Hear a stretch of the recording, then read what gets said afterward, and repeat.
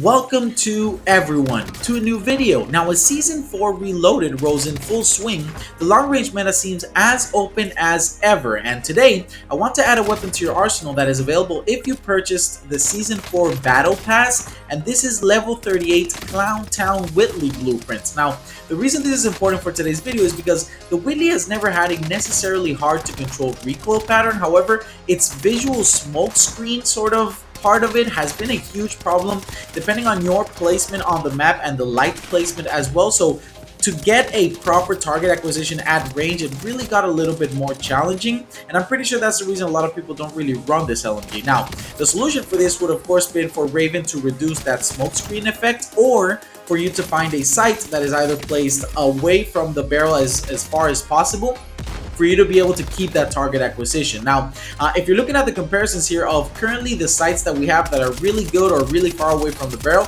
you're still getting a lot of that smoke screen effect. However, with this specific blueprint, the G16 2.5x received a sort of enhancement in its look, and now it looks like a 3 to 6x scope.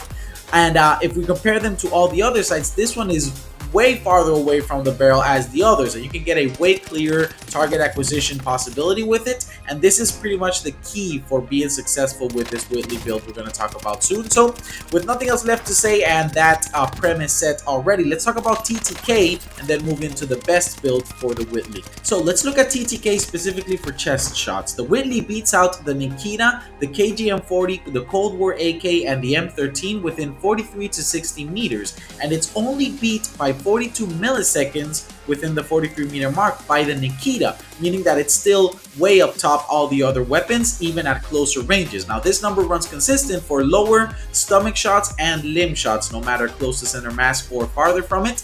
Where the Whitley really overpowers the rest is in headshot damage, dealing 56 out beyond 60 meters, and although impractical, it would beat all other ARs if we hit headshots alone, but that's another story. Now, having covered these aspects, it is worth noting that its fire rate is nothing to boast about, being 571 rounds per minute and able to be increased to 606 rounds per minute with a recoil booster. But overall, you want to be landing as many shots as possible, because missing with this weapon is going to be sort of unforgiving, but it's not that hard based on the recoil pattern we're going to show you for the build. So for the best Whitley build, we're going to be running the MX silencer. You can also run the Mercury silencer. It doesn't change too much. The recoil booster only increases the overall pattern by about 3 to 4 bullets, but it all depends on how well you can control the weapon. But let's say for consistency's sake, the MX silencer we're going to run here. The Gracie Mark 9 28-inch barrel is going to be the best option there. The G16 2.5x Clown Town variant, as we can see from the difference in distance from the barrel. The CGCR4 stock is going to be your best option there. Of course, the .303 British 45 round mags. This is going to give us the extra fire rate and the extra control, as well as some extra mobility. Lengthen for that long range engagement. If you do end up changing to the recoil booster, you could run subsonic. This still has a very nice muzzle velocity on it, so you'll still be very consistent at range. Pine tar grip for the best control, on hand for some extra aim down sight speed, because this is an LMG and it moves quite slowly. Now for the underbarrel, you could run the carbon foregrip, although you don't want to lower your aim down sight speed anymore. So you could run something like the M1941 hand stop, so it doesn't affect your aim down sight speed like the M1930 does as well. Or the bipod, because this will give you very consistent control if you're crouched or prone, and even if you're standing up, it isn't too crazy extended away vertically from the M1941, so this could be a fantastic option for you to run as well. And then for the perk here, we can run a couple of different options. If you control the recoil properly, you could run discard or sleight of hand, because you're only working with 45 rounds, but you could also get hard scope for about 3 to 4 bullets reduced vertically. It isn't much, but it does help overall. It does reduce your aim down sight speed, so it's something to keep in mind.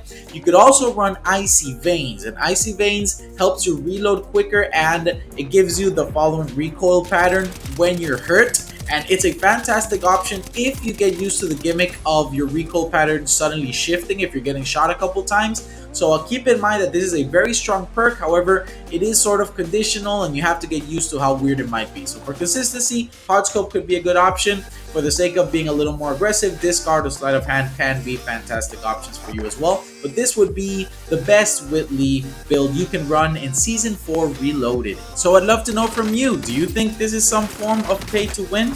Do you think this Whitley build is actually viable? Will you be giving it a try? Let me know all those thoughts in the comment section down below, and I'll get around to responding to each one of you. Now, thank you so much for clicking on today's video. And at the end of this one, if you haven't found a best build for the Vargo S, well, we have 3 builds for you for each magazine size. So go ahead and check that out. With nothing else left to say, I hope you have a fantastic rest of your day. And through it all, I hope you always remember, Sauce Time Gaming.